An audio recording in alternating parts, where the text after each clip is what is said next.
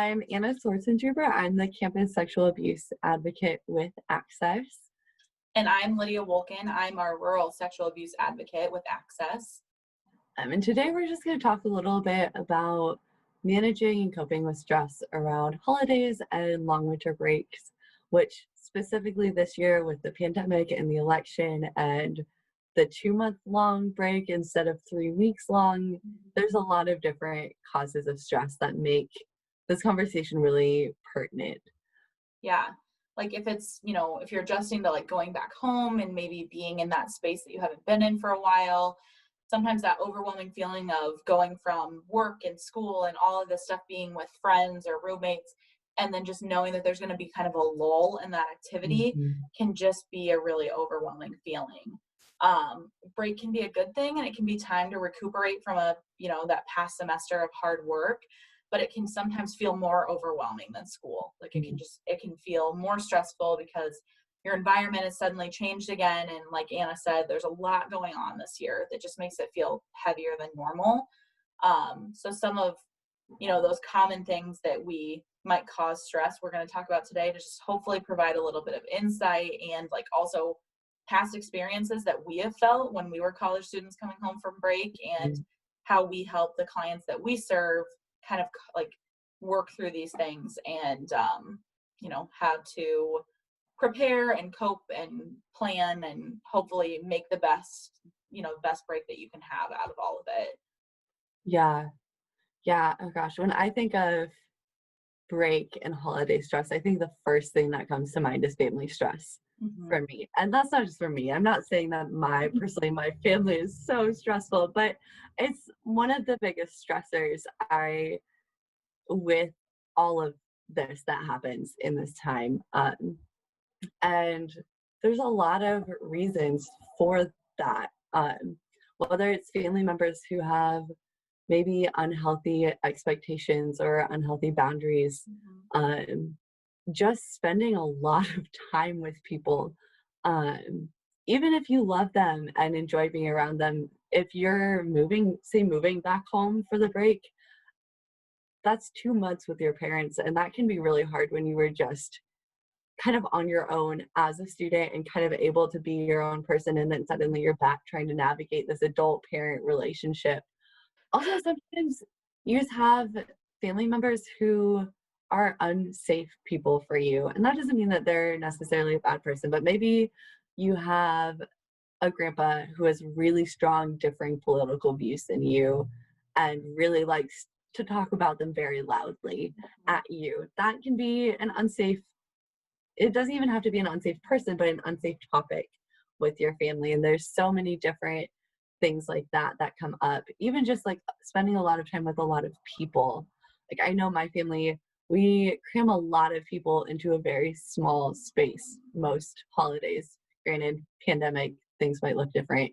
But even though I love all those people that are in that space, it's still a ton of voices like around me at all times, and that can just be really overstimulating and overwhelming.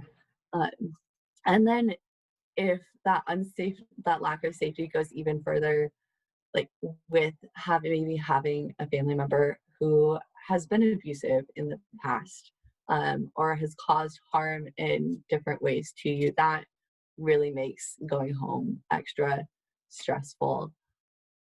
Right. And I think that's something that if you feel like you're one of those people that's in that situation, just taking a minute just to plan for what your break will look like, especially if this is like, the first time going home or something's different, or maybe you have this conversation with yourself every year before you go home for break, or before you, even if you're just like going to a family event or something, just taking that time to kind of make that plan, because family, you can love your family and love spending time with them, but they can still be overwhelming. And it's okay, for you to feel that way, because there is no harm in being honest with yourself. Because if you're like, oh, it's my family, I should just put up with it, I love them, I have to do this, you don't have to. Family stress is normal, yes, but it doesn't have to be consume your entire break. It can just be a portion of it. Yeah, and you don't have to just like grin and bear it. Like there's ways to go beyond that. I Right. think like planning ahead and even just thinking about like what questions or topics or conflicts tend to come up and like what are ways that I might respond to them or what are ways that I can avoid them. Are there like funny memes that I know my uncle's gonna laugh at that I can pull out in that moment that are like Right. gonna distract? Um, Also coming up with a list of coping skills or what's helpful, like when I feel overwhelmed, I'm going to step outside and I'm going to take 10 deep breaths, or I'm going to ask my aunt if she wants to go for a walk with me, or I'm going to just step into the bathroom and text a friend because I just need a minute. Bathrooms can be great escape places for a minute. I know that as a mom and as a human being, they're little havens of safety. Um, and then I think it's also just important to reward yourself. Like, if, say, you have a family event that you know is going to be really stressful, make a plan, like, block out your schedule the next day or that night to do something that you enjoy. Whether Mhm. it might just be sitting and binging a Netflix show, that can be a great reward, or going to bed early. Um, there's so many different ways to just like affirm that that was not necessarily very easy and I did it and I can do this. Right. Same thing goes for like when you're in school and you've studied all week for your exams, or you've been working on this project and it's done. Just applaud yourself for finishing Yeah. that, for completing that, for going to that class and showing up for that thing that was going to be tough. Same thing goes here. Just take the time to give yourself that reward, whether it's, Mhm. you're going to grab a coffee and spend some time outside, or I'm going to watch the show, or I'm going to finally allow myself to like really spend this time just like with me or with my friend or whoever it is, and just do that. If your reward to yourself is I'm going to go shop for an hour, and you're able to do that and you've been Yeah. looking forward to it, then that's something you can do. You Yeah. know better than anyone else what feels like a reward to you and what's going to Mhm. feel the most like satisfying, once you've Yeah. finished something that was tough. And so just kind of plan for those things. Yeah. And if you have it planned, like if you know, like, okay, after this thing, I'm going to do X, then Hmm. when you're in the middle of that family event or whatever it is that feels overwhelming, then you have something to look forward to all throughout that. Like, okay, Right. once I'm done with this, then I get to go lay down in bed in a Yes. quiet, dark room. Right. And Um, just you have that light at the end of the tunnel to yeah. just be able to just think on it. One of the things though, when you just brought up about like going laying down in bed and just being alone, one of the other things that can cause a lot of stress being home for break is the opposite, and is too much Mhm. downtime. Not Yeah. having enough things to fill your time, fill your schedule when you've gone from a really busy, like I've been in class, or I've been, partially in class and also logged on to Zoom stuff, or I've been working a lot and maybe you work on campus. So like you're not only done with school, but you're maybe not working over break. Even if Yeah. you're not going home, if you're still going to just be in your apartment or something, all of a sudden your schedule has kind of flipped. Your routine is, on hold until you're back in classes. And that Mhm. can feel really overwhelming because you have a lot of just empty space. And if you're someone who struggles with anxiety or depression or any other thing that just kind of tends to get worse when you're not busy, that might be something that you want to plan ahead for as well, just because it can feel really, daunting to have all of this open Mhm. time. Like what am I going to do with my open time, and how am I going to create, like, find a balance between being bored and having it cross into I'm spending too much time in my own thoughts or with the wrong people or whatever that may be. Because I think that does happen. Maybe you've got too much time and you're like, I can't sit in my room any longer. And then you resurface from your room only to interrupt a conversation that you're really not comfortable being a part of because, like, it's not a topic you want to talk about. And then Yeah. you're left going back to your room. And I Mhm. think that those are things that we can kind of, if you're one of those people that might go home to a situation like that where you feel like you're going to have too much downtime, planning Mhm. ahead can be helpful too. Yeah. I think even like making a list of things that you might want to get done or do for fun. It doesn't have to be all productivity based. Right. I think with students, you get into this like my value is tied to what Mhm. I can do. But even if it's like, oh, I've always wanted to learn how to knit, so I'm gonna try to learn to knit, or like I have this book that I've been wanting to read that has nothing to do with what I'm studying that I've wanted to read for forever. I'm gonna check it out from the library. And just coming up with like a short list of things that you want to do or that you know you would enjoy and would be helpful, and putting it in your bedroom or on the mirror in your bathroom or on your phone, like in a notes app, even like as your background, Right. whatever, wherever it's helpful to like have so that you can see it as that reminder. Um, maybe in those moments when it's like, oh, like I feel so overwhelmed that I just can't even think of what to do. Yeah, I love that idea because I am such a list maker that like if I am going to have a weekend day that maybe I'm going to be home, I make a list of things. What can I get done while the baby's napping or while the baby's asleep? Like that's how Mhm. my Saturday goes if I'm going to be Yeah. home and doing stuff. That way then I'm like even if it's stuff I don't want to do, I know that like if I've got time and my time isn't going to be productive and I'd rather be productive, I've got this Mhm. list to refer back to. And what happens if I don't do the stuff on the list? I delete the list or I throw the piece of paper away and it's just Yeah. okay. It's not like a make or break deal. Like if you make this list and then you end up not using anything on it, that's fine. But you haven't wasted a lot of time making a list or trying Yeah. to make a loose plan for what you could do if you have too much Mhm. time. Yeah.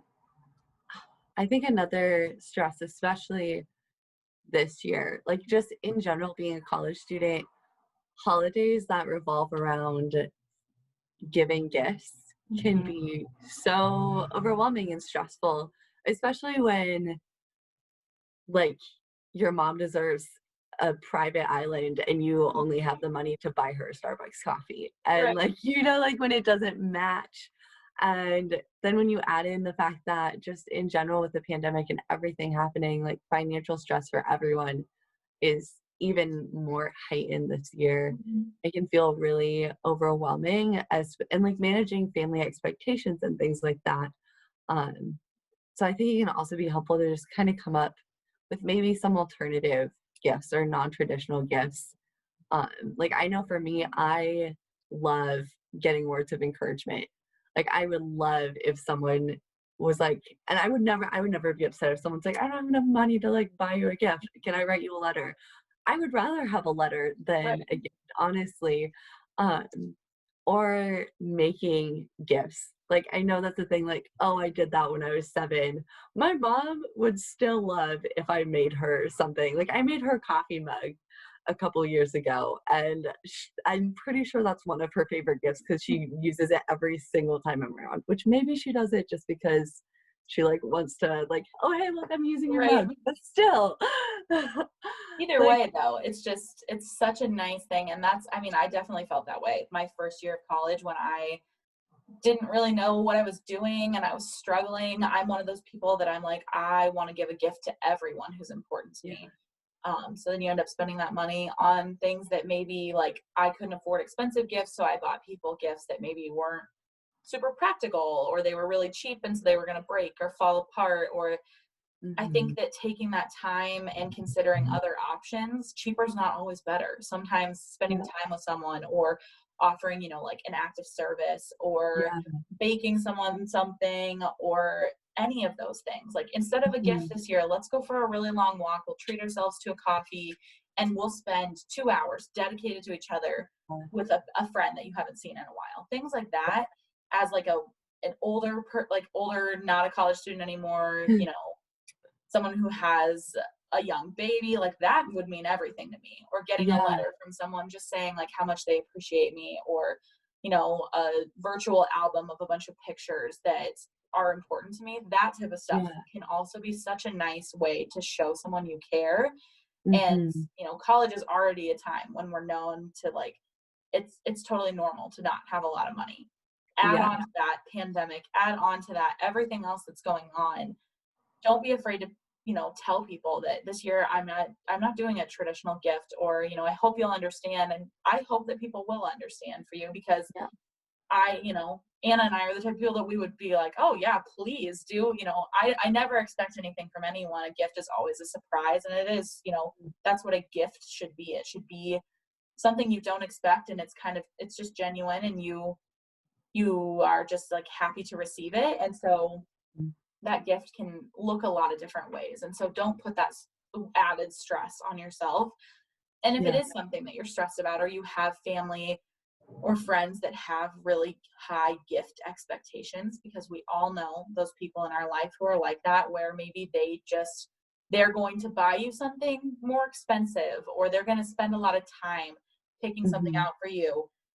It's okay to give them a heads up and just say, this year's tough, or hey, do you want to do something kind of non-traditional this year? Do you want to go somewhere? Should we just like do something and dedicate time Yeah. to each other? Or you know, just don't be afraid to do that. It can be an overwhelming thought. And I Mhm. know, because like I think everyone has those people in their life that maybe they've never said it, but you put that expectation on yourself based on Mhm. your past experiences with them.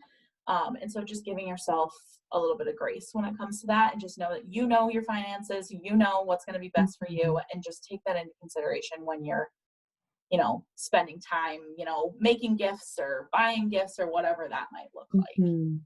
And I And I think think with that, the oh yeah, financial go ahead. Sorry. like with the financial stress, I think too, one thing that comes is like, oh, you're going back home, all your friends are back home and they like, which this might be different based on people's COVID decisions, but they want to go out to eat all the time, or they want to go get drinks all the Mhm. time, or do this thing that's really expensive.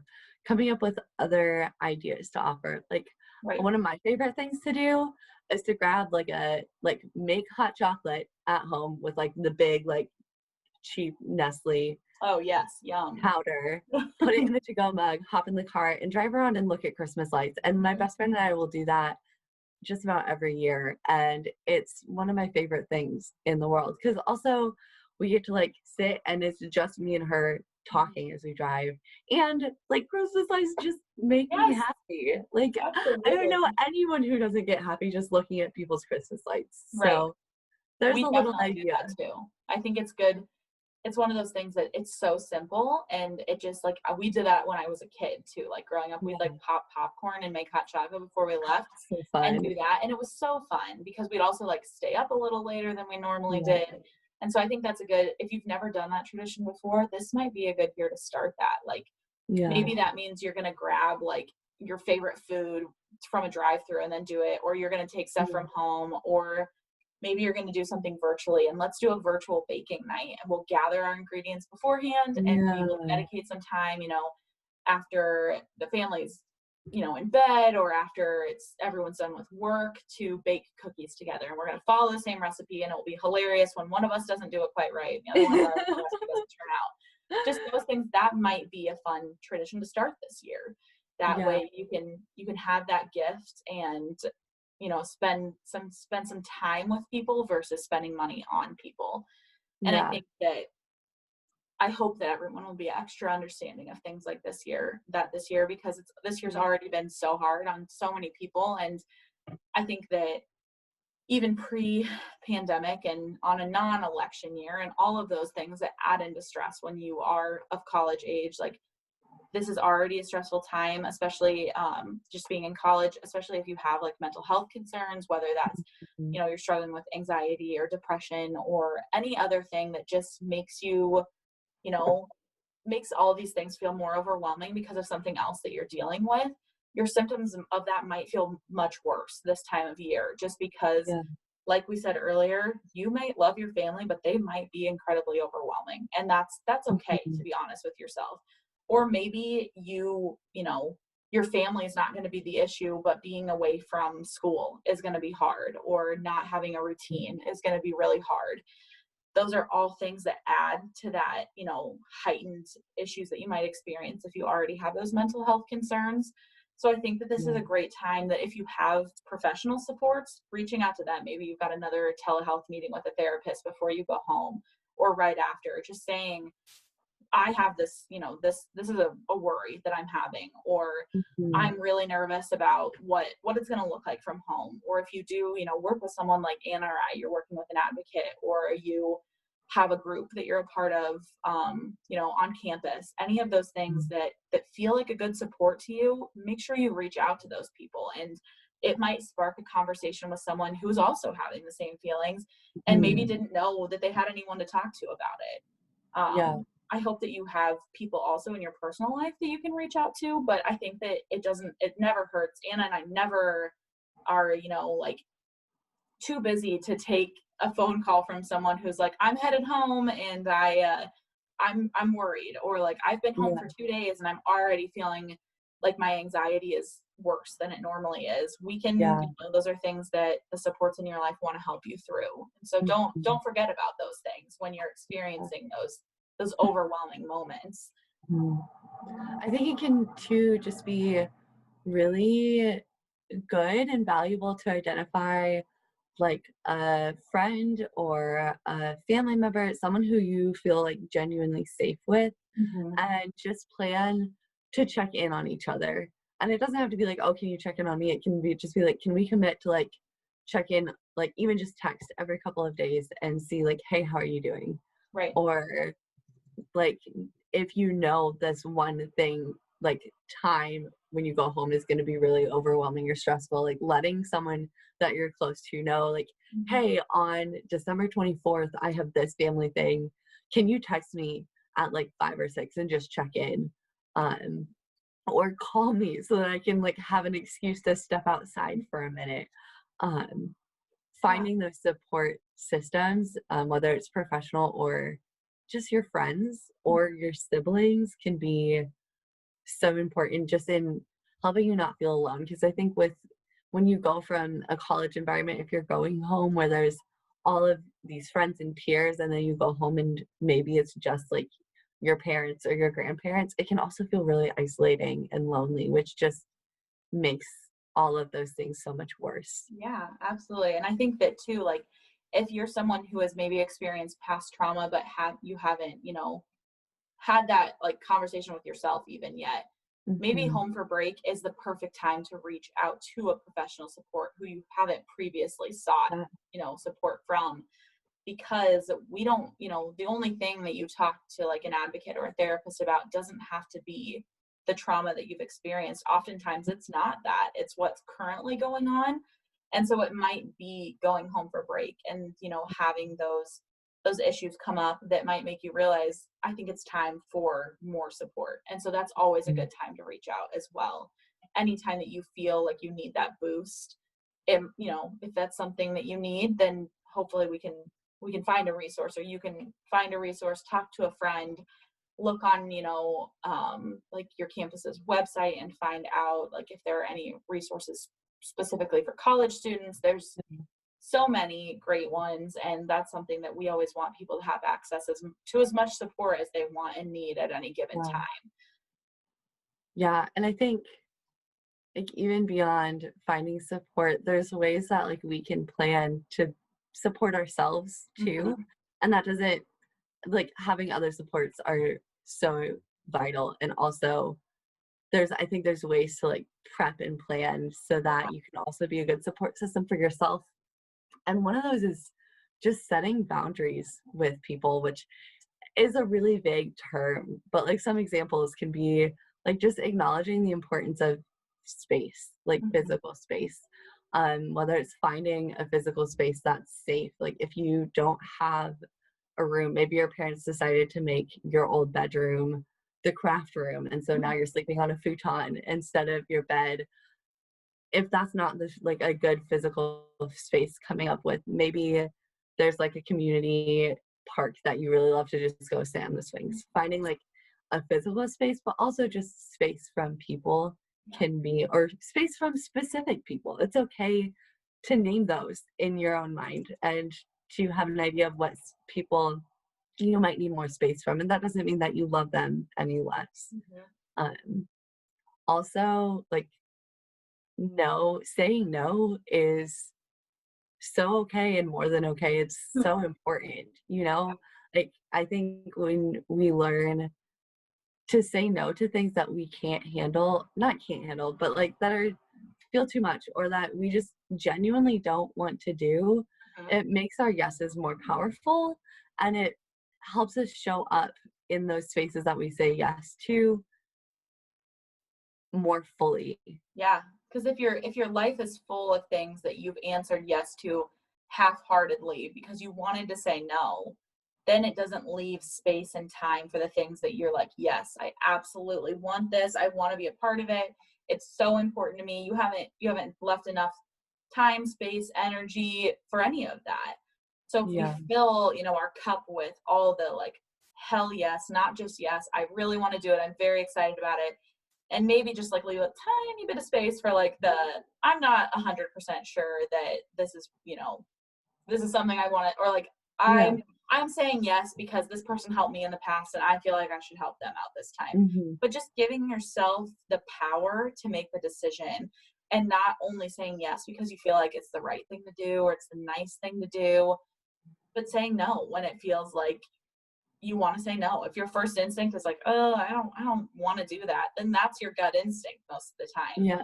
And just being, honest with yourself goes a long ways because we know better Mhm. than anyone else what we want. And like we also know better than anyone else where our boundary lies, like what is our boundary on certain things and what feels like the I'll have a conversation about this, but like I draw the line here, or I'll spend Yeah. time with these people, but I draw the line here. We also are in control of those things, and that's Mhm. super important to remember as we go into break as well.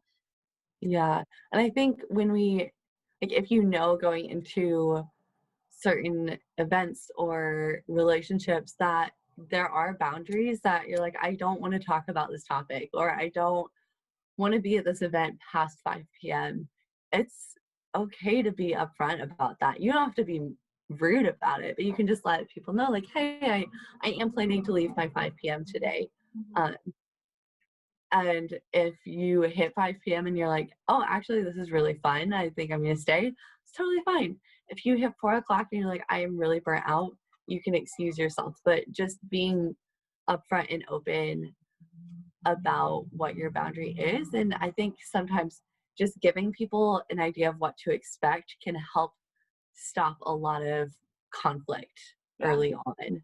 Yeah, I agree. Like I think in my life particularly, like if I went home and my family would maybe know that like, oh, well, don't bring that up in front of Lydia because that's not something she wants to spend time talking about, or like I know it won't be a positive conversation, whatever it might be. Hmm. Then if you're comfortable showing that boundary or telling people that boundary, you're setting yourself up hopefully for success in the future, that boundary will be established, and that then when Hmm. you it comes up again or there's an issue that arises, maybe they're already aware that boundary is there. It Yeah. might take a couple times and some trial and error to feel confident enough to establish your boundaries. I'm one of those people that Hmm. it's not easy for me right away off the Yeah. bat, especially with family, because I want them to feel valued. I want them to know that they're respected, but I also am like, Yeah. no, I am an adult. I need to be able to say, and even if you're not an adult, even if you're a child, you should know that like your feelings and your thoughts and all of those things are also valid just as much Mhm. as your family members are. And so just making sure that you are able to establish those boundaries is can be so helpful. One big one is just identifying a safe person or a couple of safe people, Right. um, whether they're physically there or virtually there for you, that you can utilize as support Hmm. when going home. Even if it's just someone like talking to them before you go home, like, hey, I know that this is going to be stressful, or I know that like I have this, like that I'm spending time with my family this weekend and it's going to be a lot. Like, can we just play the check in? Yeah. Um, Checking that in can with go each a long other, way. like regularly checking in with people that you're not spending time with, or that Yeah. even that you are spending time with. If you're going to be home and your sister's also going to be home, then just like check in with each other if that's a safe Yeah. person. And if it's not, then check in with someone who maybe isn't there, and just knowing that you can have those conversations with people. And again, still enjoy your family and also Mhm. potentially be overwhelmed by them. So having someone that you're able to turn around and have those conversations with would Yeah. be a really good like pre-break plan. Yeah. Growing up, my brother and I always like, we would just like, oh, hey, we gotta go, and like Right. drive separately so that we could like duck out and like decompress for a minute, like together. Or, oh, Yep. hey, like, we're just gonna like when we were kids, we're gonna go play in the other room, Yeah. and like we're that person to like kind of help get the other person out, like when we can see Mhm. that they're overwhelmed. Like it can Yeah, be so exactly. helpful to have an ally there. Yeah, I agree. Also, like sleep is so important So when dealing with a lot of stress.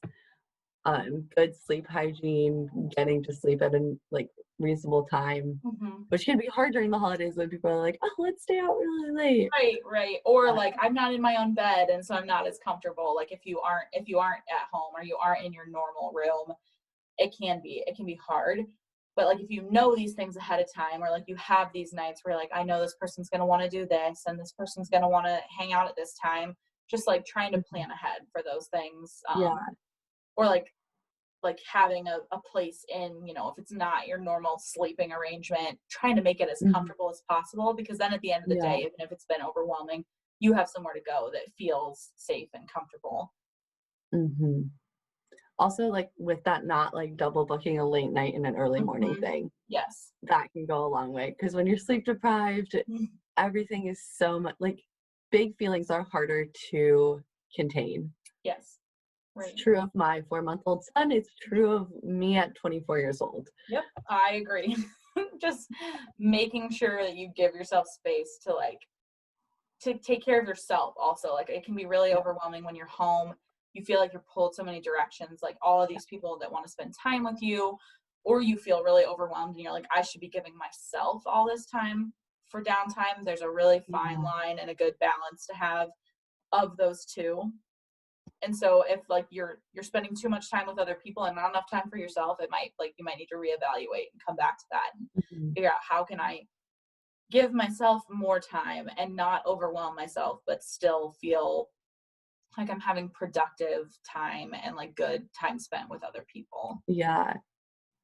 Yeah, even like kind of with that, even brainstorming before going home, like what are ways that I tend to cope with stress, Right. um, and thinking through that and like really asking like in the past have those coping mechanisms served me and Mhm. have they been beneficial, um, and are the things that like I think are going to be helpful when I go back home, or if not, what are some other options that I think are going to help make that time more manageable.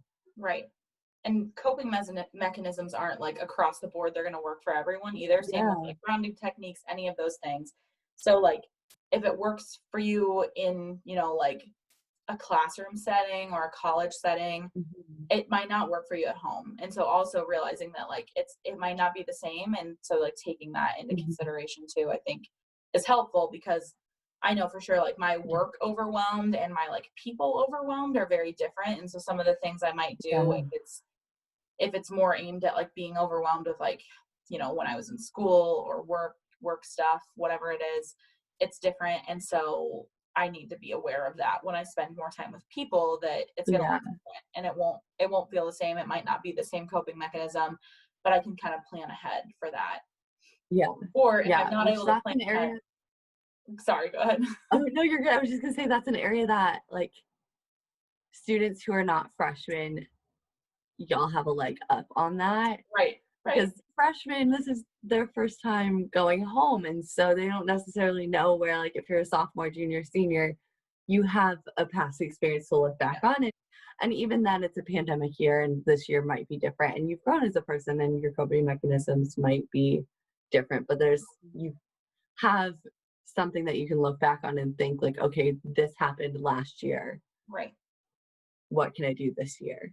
Yeah, absolutely. So just like thinking back to any time when you were in a situation with family or friends or anyone or even if it is the situation where you're going to be at home or you're not going to be working and you're going to have all, this downtime, what can I do to plan for that to Yeah. make it a little easier? Because everyone's break or holiday or whatever it is, however you spend your time when you're not at school and not in class is going to look different. And Hmm. so you might have to adapt halfway through. Might feel really good the first half of break, and then it starts to get overwhelming the second half. And then hopefully you'll be prepared with those things that you've Yeah. thought of ahead of time. Yeah. just a 2-month long break. So if you're halfway through and it's starting to not work, you have plenty of time to pivot Right, exactly. and try something else.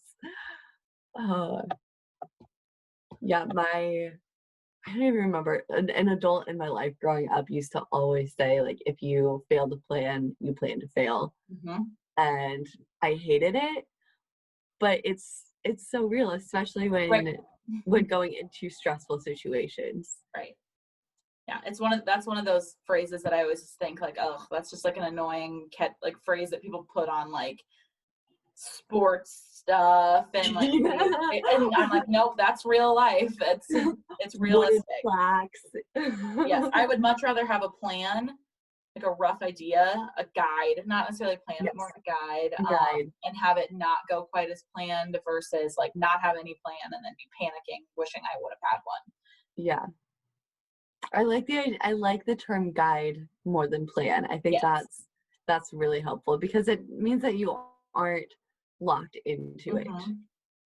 It's just a guide. It's like Yeah. just a rough estimate of what it's going to be like. We Doesn't have to be perfect. like talked about a lot of different stressors and things that cause elevated stress and emotions and mental health struggles and pressure throughout this. But on top of that, if you're a survivor of violence, whether sexual abuse, domestic violence, any of that, all of these things can be elevated. As like specifically if your family, like if someone in your circle back home is the abuser, but also if your family isn't supportive or you don't feel safe with them just around what you've experienced, or if this is your first time going home after the abuse or after the assault and you don't really know how to navigate that.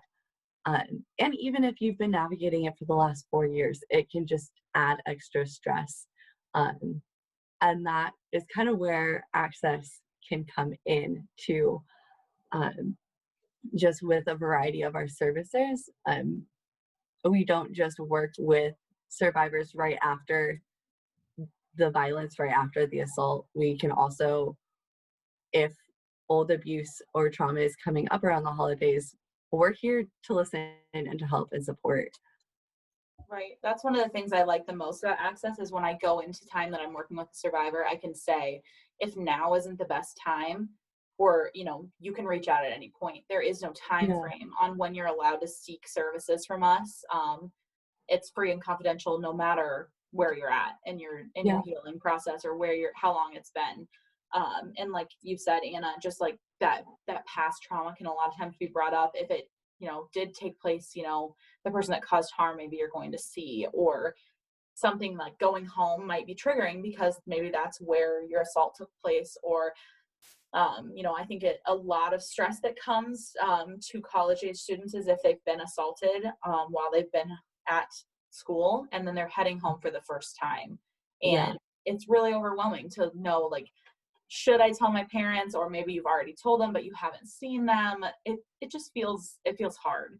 And so yeah, if you are in the position where you feel like you need that extra boost of support, advocacy can be a great first step, because if we long term don't end up working with you, it can be a really good like stepping stone to a support that you might need, whether that's like yeah, speaking with a therapist or getting a referral to some other services that you feel like would be helpful. Those are all things that we can do. And advocacy is different in the sense that you're able to send us a text or something if you need to, and kind of have that little conversation going. Whereas like traditional therapy, you might not have that option, so that's one thing that yeah, can be really helpful. yeah. And like with our services, they're all completely voluntary, and like survivors control what that advocate survivor relationship looks like. So if they just need support around holiday stress, you're not locked in to working with us for the next 2 years. Um, like there's no time limit and there's no time requirement on advocacy. Yeah, it's So with such that, a nice like difference that a lot of other services don't offer. And that's one thing yeah, I like to remind people when they're And there's no, like, if you're like, yep, I want to talk to an advocate, and then you reach out and you're like, oh, I don't know about this, then you don't have to. There's Yeah. no, like you said, just voluntary, being able to be in control of it. The survivor drives the bus. We're just along for Mhm. the ride, and we're gonna like help you with directions if you need it. We can point things out to you, but Hand at you a the end of the snack and a day, drink yep, on the way. exactly, exactly. But at the end of the day, you are in control, and you're paving the path for how it's going to go and what the relationship feels like and all of that. And so then we'll show just like our crisis lines, which we call them crisis lines, but I think it's also really important to point out that they are 24-hour helplines. It does not have to be what would feel like a crisis, because I know in my life that if I'm like, okay, well, I want to talk to someone, but it's not a crisis. Like I'm okay, but I want that support. That's a reason to use the 24-hour lines that we Mhm. have. Our website also has a chat that's staffed bit more business hours. If you feel more comfortable getting on like daytime and chatting with someone on there to get connected, or just like browsing through the website, just to, you know, get a little bit more information on who we are and what we provide services Mhm. for, can be helpful before you have that first initial reach out. But we're always here to answer questions and, be a positive person on the other side of the phone if you're calling that 24-hour line and looking for support, or if you're trying to find out more about us because you're hoping to get us connected with somebody else. That's something that Mhm. often we'll get a call, say, from a college student whose friend is experiencing something, and they want to call and say, do you offer this? Does it cost anything to work with an advocate? They might ask those questions up front for somebody else first. We wouldn't be able to necessarily call and reach out to this friend like if you left their phone number, but then you're able to take that information that we got from you, that you got from us, and turn around and give it to this person and say, I Yeah. already talked with them, it seems like it'd be helpful, and if you want me to participate in this phone call with you, I can help you. Or if you want me to be here for you when you call to talk to an advocate, you can. And so just providing support or receiving support, however that looks, we're here to answer those questions and hopefully get you pointed in the right direction. Thanks so much for watching, and we'll see you next time for more conversations with Anna and Lydia.